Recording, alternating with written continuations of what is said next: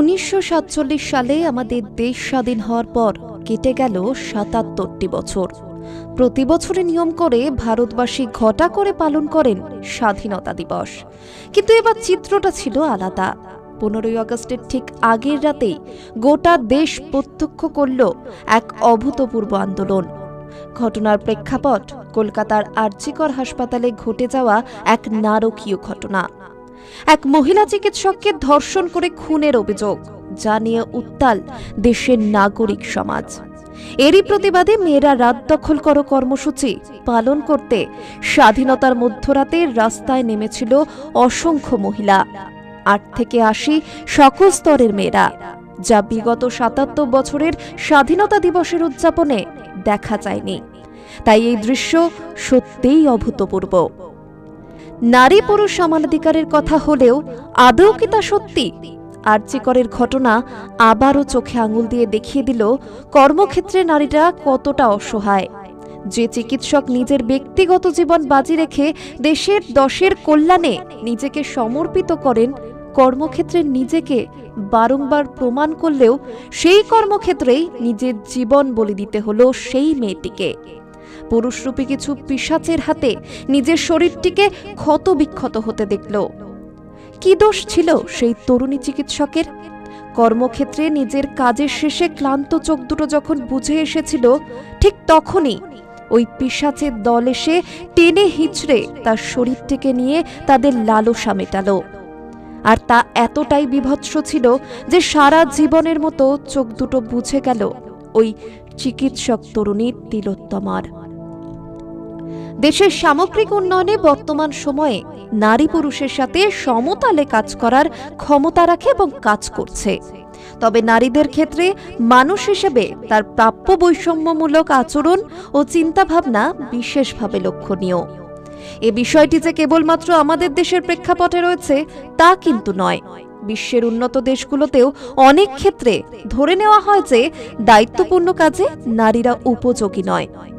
যদিও উন্নয়নের ধারাবাহিকতাতে নারীরা ঘর সামলিয়ে তাদের দক্ষতার প্রমাণ রাখছে কর্মক্ষেত্রে নানাভাবে, তথাপি মনে করা হয় নারী ব্যক্তি জীবনে সংসার সন্তানের দেখভাল করে কাজের জায়গাতে যথাযথভাবে সময় বা মনোযোগ দিতে পারে না। অধিকার, স্বাধীনতা, আত্মপরিচয় শব্দগুলো নিয়ে নারীরা কথা বললেই বলা হয় মেয়েটা নারীবাদী। অথচ নারীবাদী বিষয়টির বর্ণনা অনেক। কেননা সামাজিক রীতিনীতি, আইনের বিধিনিষেধ সহ সকল ক্ষেত্রে একজন নারীর অবস্থানকে বিবেচনা করতে হয় নারীবাদের বিশ্লেষণে। পুরুষ বিদ্বেষ চলন বলন দিয়ে নারীবাদী প্রতিবাদের সমাধান হয় সাময়িক। বস্তুত মানুষ হিসেবে যে বিষয়গুলো পুরুষের বেলাতে প্রযোজ্য হয়, সেই একই বিষয় নারীদের বেলাতে কেন নয়? এই কথাটা এই আধুনিক যুগেও সবার আগে ভাবতে হচ্ছে নারীদের প্রত্যেককে যার যার অবস্থানে দাঁড়িয়ে। নারী পুরুষের বৈষম্যতার সূত্রপাত ঘটে নারীর শৈশব থেকেই। সমাজের বাস্তবতায় দেখা যায় একটি মেয়েকে সবার আগে পরিবার থেকে ধারণা দেওয়া হয়, তুমি যতই বড় হও না কেন, নারী হিসেবে তুমি পুরুষের সমকক্ষ কখনোই হবে না। তাই বাইরের জগতে প্রতিষ্ঠিত অনেক নারী এখনো তার পরিবারে পরাধীনতার বেড়াজালে আবদ্ধ। স্বাধীনতা বলতে শুধু চলাফেরাতে স্বাধীন হলে হয় না। এখনো মনে করা হয় একজন নারী যতই মেধাবী হোক না কেন, সে পুরুষের চেয়ে কম বোঝে। পরিবার পরিচালনা, সন্তানের লালন পালনের দায়িত্বগুলো নিজে থেকে ধারণ করে নারী জন্মগতভাবে। একসময় ঘর সামলানো নারীদের একমাত্র কাজ ছিল। কিন্তু সময়ের সঙ্গে সঙ্গে অনেক নারীরা এখন দৈনন্দিন জীবনে দশভুজার মতো ঘরে বাইরে সমান তালে কাজ করে। তবুও নারীকে পরিবারের বিশেষ সিদ্ধান্ত নিতে গেলে বলা হয়, তুমি কি বোঝো? একজন পুরুষ অফিস, ব্যবসা বাণিজ্যের কাজের পর দিন শেষে ঘরে ফিরে সংসারের আর কিছু নিয়ে ভাবতে নারাজ। সেখানে বাইরের একই কাজ করার পরে নারী ঘরে ফিরে সংসার, সন্তান মুখ বুজে সব সামলে যায় দিনের পর দিন। অথচ এই নারী যখন নিজের মতো করে একটু সময় চায়, নিজেকে নিয়ে ভাবতে চায়, তখনই ঘটে বিপত্তি। সত্যি নারী স্বাধীন এই কথাটার অন্তরালে পরাধীনতার শিকল জড়িয়ে আছে নারীদের জীবনের পরতে পরতে। সমাজের সকল স্তরে শিকল রয়েছে নানাভাবে, আর নারী এই বেদনাগুলো আড়াল করে মেকআপের রং দিয়ে। সামাজিক অবস্থানের ক্ষেত্রে দেখা যায় অনেক উচ্চবিত্ত পরিবারের উচ্চশিক্ষিত নারীরা যেন চাবি কলের পুতুল। নানান সামাজিক অনুষ্ঠানে সে পুতুলের কাছে সুন্দর কথার ফুলঝুরিতে সুখী সুখী ভাব নিয়ে নিজের চেয়ে স্বামীর প্রশংসা করাটাই হয় তাদের মুখ্য বিষয়।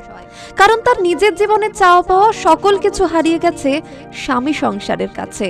হয়তোবা এক জীবনে তার স্বপ্নশীল ছিল নিজের মেধা দিয়ে নিজের মতো করে প্রতিষ্ঠিত হবার। স্বামীর পরিচয় দিয়ে সব পেয়েও তার নিজের বলে কিছুই নেই, এমনকি নিজের নামটুকু হারিয়ে যায় স্বামীর নামের আড়ালে। এটা কি আসলেই স্বাধীনতা, নাকি স্বাধীনতার নামে জীবনে শুধুই বিষাদের সুর? তা কেবলই প্রশ্ন হয়ে থাকে। কন্যা জায়া জননী, এ হলো নারীর জীবনের তিনটি রূপ।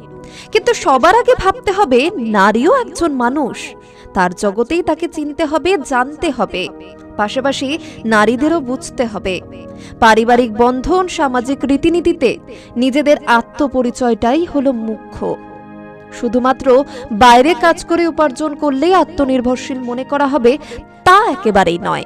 যে নারী সারা দিন ঘর সন্তান সামলাচ্ছেন, তাদের সেই কাজটিও যে দেশের অর্থনীতিতে একটা বড় ভূমিকা রাখে তা বুঝতে হবে সকলকে।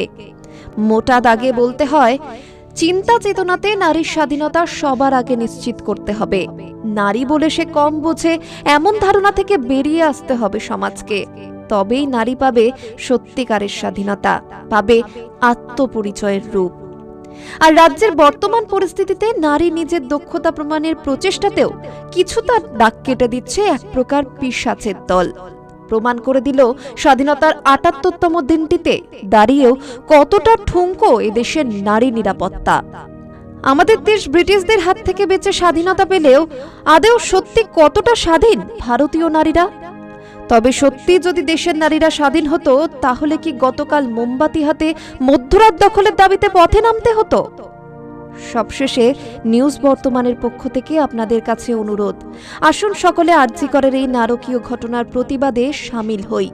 শুধু নারী নয়, মানুষ হিসেবে নারী পুরুষ সকলে এই লড়াইয়ের পথে নামি, যাতে পরবর্তী স্বাধীনতা দিবসের ঐতিহাসিক মধ্যরাতটিকে আর মোমবাতি হাতে পথ দখলে নামতে না হয় নারীর নিরাপত্তাহীনতা ও বিভৎসতার প্রতিবাদে। আজকের পডকাস্ট কেমন লাগলো অবশ্যই জানাবেন। আপনাদের কাছে এরকম অনুপ্রেরণামূলক কোনো গল্প থাকলে আমাদের সঙ্গে শেয়ার করবেন। আপনাদের গল্প সবার কাছে পৌঁছে দেব আমরা আমাদের পডকাস্টের মাধ্যমে।